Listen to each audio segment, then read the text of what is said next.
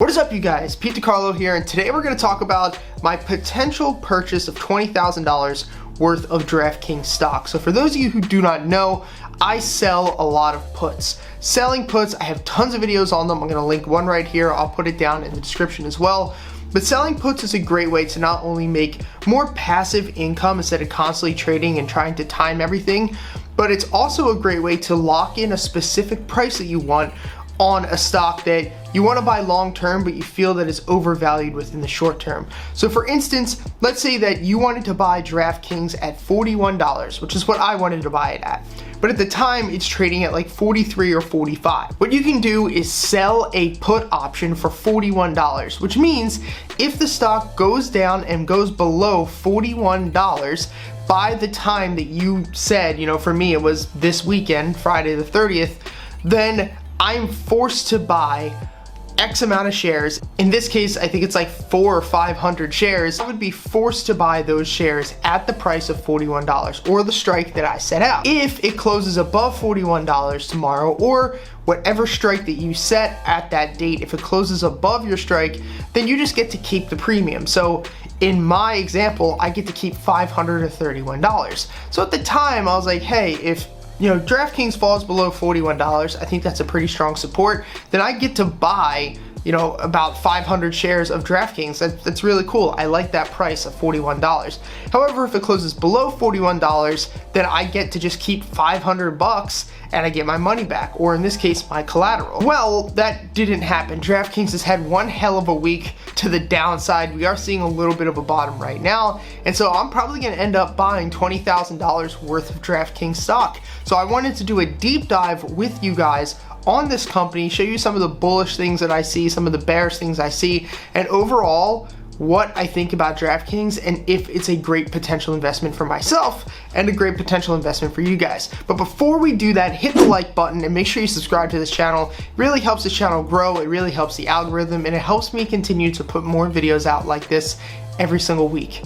So let's get started. For those of you who do not know, DraftKings is an online gambling platform and application. You can gamble on the 5 major sports here in the United States, as well as NASCAR, mixed martial arts, tennis, and a bunch more. The cool thing with this app is that you can actually make live bets. So say it's the 9th inning of the World Series down to like the last pitch, you could actually bet on that specific play. The other thing that you can do is a parlay. So for me, when I bet on mixed martial arts fights, you can actually pick each certain matchup and do about 5 or 6 in a row. It's really hard to win, but you actually can make a lot more money than you put up. But it gives you one of the best potential payouts that you can have when it comes to sports betting. As well, you can just do normal betting and fantasy teams, which is pretty cool. Another thing that's part of the DraftKings app is that you can actually use a casino. So if you want to play blackjack, poker, roulette, even a slot machine, you can actually go on the app, put some money in, and start to play. And I'll be honest, it's kind of addicting. Like, I started playing blackjack just as a joke, and I made a couple $100 doing it, but then I'd find myself in the middle of the night just playing blackjack on my phone, and I was like, I'm already addicted to the stock market.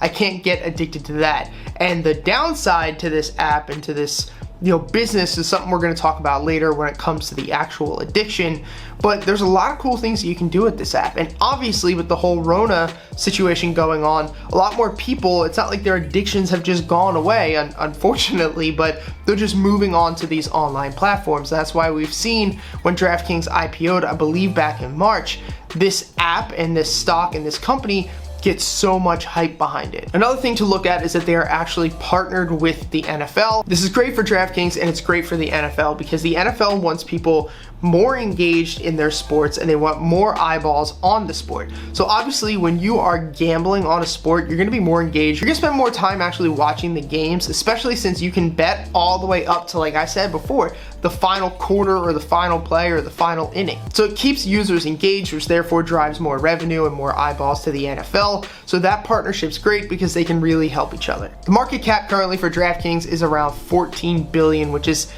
astronomical. It has doubled and tripled since IPO and just in the past couple of months. So that is not a good sign, and we'll kind of talk about that later on. As of 2019, DraftKings has 12 million active users on their platform. And I would assume that 2020, once those full year numbers come out, it's gonna probably be around 18 to 22 million. And I know that seems like that's huge growth year over year, but with just the platform getting better, more exposure, more legislation towards online betting, which we'll talk about that later as well, and just the whole Rona forcing more people to bet from home, that could be really big for them, and I expect huge growth year over year. And this is also because there's gonna be a lot of people who are probably not gonna go back to the casino as much as they were before, or some people who maybe were just bored during the Rona and during lockdown, who aren't normal gamblers, who just started betting on some sports or betting on casino games, who may stick around on the platform for years to come. Now, the average user on the platform spends about $41 per month, or almost $500 per year. Now, one of the big things that you're gonna look for if you're an investor is that they can not only raise the amount of users on the platform like we talked about earlier, but actually raise the amount of money that the average user spends while they're on the platform. Something else to take into account is that Disney does own 6% of this company as of right now. This was a business that 21st Century Fox had within their portfolio, so therefore once the merger happened, Disney technically does own 6% of DraftKings. Another thing to take a look at is that they actually do have earnings coming up pretty soon, which is going to, in the short term, really affect the volatility of this company. The biggest thing that I want to talk about, and we're going to get into it once I actually get to the pros and the cons, is that only 14 states in the United States as of right now have legislation to allow online gambling and online sports betting. And this is a huge problem because a lot of these states do not want to legalize gambling and sports betting online, because think about it, gambling leads to addiction, addiction leads to drug and alcohol abuse, addiction leads to divorce. Gambling addiction in general is just not great. And at the end of the day, who pays for all of the recourse of those degenerative activities like alcoholism, gambling addiction, divorce rates going up, all of these things? It's the state. The state eventually has to deal with it. And so therefore, that's usually why they're against the legislation to make online gambling legal. Of course, yes, they could make money off of taxes and all of that, but it's still a huge battle that's going on between these gambling companies and legislation through the government. Now, I want to break down the pros and cons list, and I like to do this in every deep dive, so let's just get started with the pros. The first pro is that they have already made some pretty good growth within the small areas that they can actually grow in due to legislation. And while this whole legislation process in the future is going to be problematic, it's going to be a huge part of the con section that we're going to talk about in a little bit. If they can grow and they can get legalized in all 50 states and different countries, this could be massive for this company. So let's just say they could go from 12 million active users all the way up to 50 million active users, and they can go from $41 per person all the way up to $50 per person. Well, if we take 30 million times $50, that means we could get an annual revenue of right around $1.5 billion. And I don't really see this being too far-fetched or crazy, especially if it can become legal in all 50 states and potentially different countries. Now, another pro is that when it comes to these online gambling websites, there are a lot of them, but there are really only top two, and when it comes to branding, DraftKings really is like the gold standard of online sports betting. There is FanDuel, which is their biggest competition, but a pro to DraftKings is that FanDuel is not a public company. So if you want to get into like the front end of online sports betting and casino gambling, then you can do it through DraftKings, because the only other thing that you can really buy to get a hold of this would be something like Penn or something like GAN.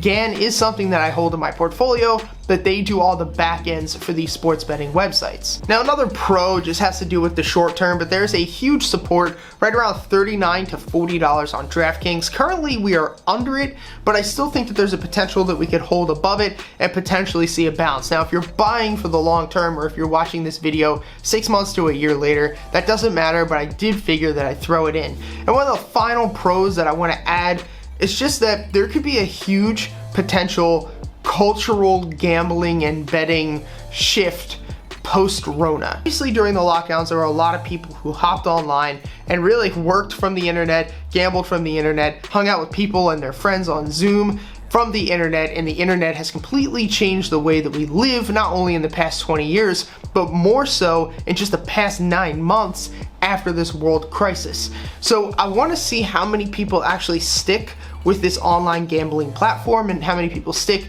with online sports betting platforms. Now, I want to get to the cons, and there are going to be a good bit of them, but the first one is a potential re-shutdown of the United States, and even the world. So we've seen in recent weeks different sports teams and players get tested for Rona and come up positive, which therefore has shut down different games, and even some people thought that the NFL was not going to have a season. Of course, if there are no sports and if the world gets locked down again, this company can't make revenue except for on the gambling, but that's a fractional piece of where they make their revenue. Most of the revenue comes from the sports betting. So if there are no sports to bet on, then there is no revenue for DraftKings. We're gonna see how this ends up going. We have the presidential election. We are seeing rising cases as well. We are seeing other countries shutting down, which is not a good sign in the short term. So it's a big con and something that you have to think about, because if we get like a full sports shutdown, you could see the stock drop 40-50% in probably a single week. The second thing to think about is that they are not profitable, and they are nowhere really near profitable at this point. That's not something I like to look for when I'm gonna make a long-term investment. However, this is a pretty speculative investment for me, so it's not like I'm gonna hold it to the same criteria that I would look for a stable, long-term blue chip company like I normally would. Now, the third thing is something that we touched on earlier, and that is the ridiculous market cap. And it's not even like the market cap's huge, it's like the market cap versus the fact that they're not profitable and the revenue that they currently have. You're paying a huge multiple on this company right now, and I understand that, but I'm looking to hold this.